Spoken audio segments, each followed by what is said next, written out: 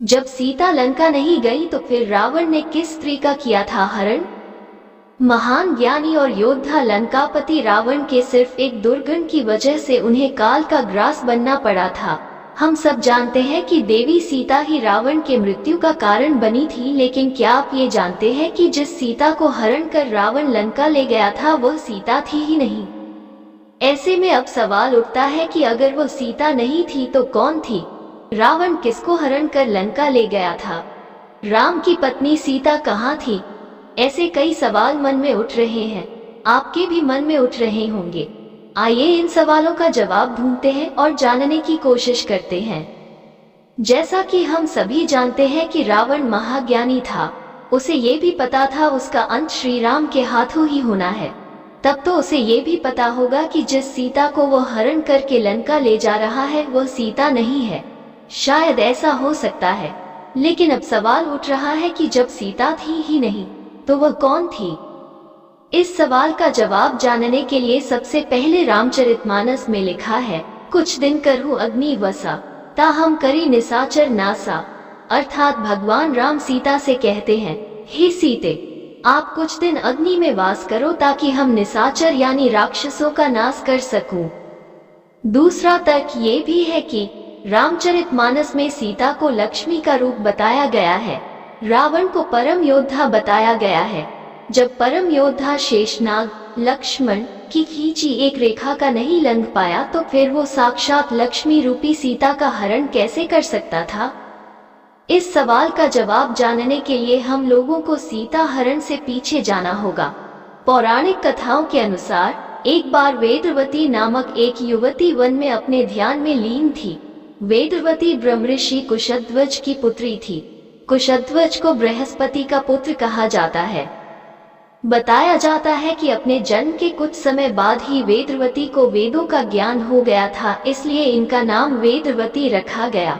वेदवती एक बहुत ही सुंदर कन्या थी जो भगवान विष्णु की बहुत बड़ी भक्त थी। जैसे जैसे वो बड़ी हुई उसकी भक्ति के साथ भगवान के लिए उसका प्रेम भी बढ़ता गया। वेदवती विष्णु जी से विवाह करना चाहती थी, इसलिए उन्हें प्रसन्न करने के लिए उसने कठोर तपस्या करने का निर्णय लिया। वेदवती अपने इरादों की पक्की थी, वो निर्णय कर चुकी थी कि उसे विष्णु जी से ही विवाह करना है। तप में लीन रहने के बाद भी इनके रूप रंग में तनिक भी अंतर नहीं आया और वह नवयौवन संपन्न बनी रही। एक दिन आकाशवाणी हुई कि उन्हें अगले जन्म में सृष्टि के पालनहार भगवान नारायण को पति रूप में वरण करने का सौभाग्य प्राप्त होगा। इस पर भी वेदवती ने तप करना नहीं छोड़ा और पहले से और अधिक कठिन तप करने के लिए गंधमादन पर्वत चली गई। एक दिन लंकापति रावण वहां से गुजर रहा था तो वेदवती को देखकर ठहर गया। वेदवती ने अतिथि धर्म का पालन करते हुए रावण का सत्कार किया। रावण वेदवती की सुंदरता को देख सम्मोहित हो गया। इसके बाद रावण ने वेदवती से विवाह की इच्छा जताई। इस पर वेदवती ने शादी के लिए मना कर दिया और उसने कहा कि मैं नारायण विष्णु की पत्नी हूँ। तब रावण अपना अपमान मानकर वेदवती के केश पकड़कर घसीटता हुआ ले जाने लगा। इस बात से क्रोधित होकर वेदवती ने अपने केश काट दिए। साथ ही उसकी पवित्रता को भंग करने की कोशिश करने पर उसने रावण को श्राप दिया कि एक दिन वह उसकी मृत्यु के कारण बनेगी। इसके बाद में स्वयं को रावण से बचाने के लिए वो अग्नि में कूदकर खुद को भस्म कर लिया। पौराणिक कथाओं के अनुसार जब रावण सीता का हरण करने के लिए पहुंचा तो उसे भी ज्ञात हो गया था जिस सीता को वह लंका ले जा रहा है वो माता लक्ष्मी स्वरूपा सीता है ही नहीं। तभी उसे ज्ञात हुआ कि जिस सीता को मैं लंका ले जा रहा है सीता के रूप में वेदवती है।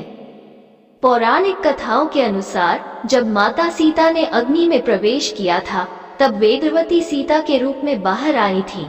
यही कारण है कि रावण को मारकर जब श्री राम ने सीता वेदवती को छुड़ाया था तब भगवान राम ने अग्नि परीक्षा की बात कही थी, क्योंकि भगवान राम को पता था कि मेरी सीता तो अभी अग्नि में वास कर रही है। जब तक वेदवती अग्नि में प्रवेश नहीं करेगी तब तक लक्ष्मी रूपी सीता अग्नि से बाहर नहीं आएंगी।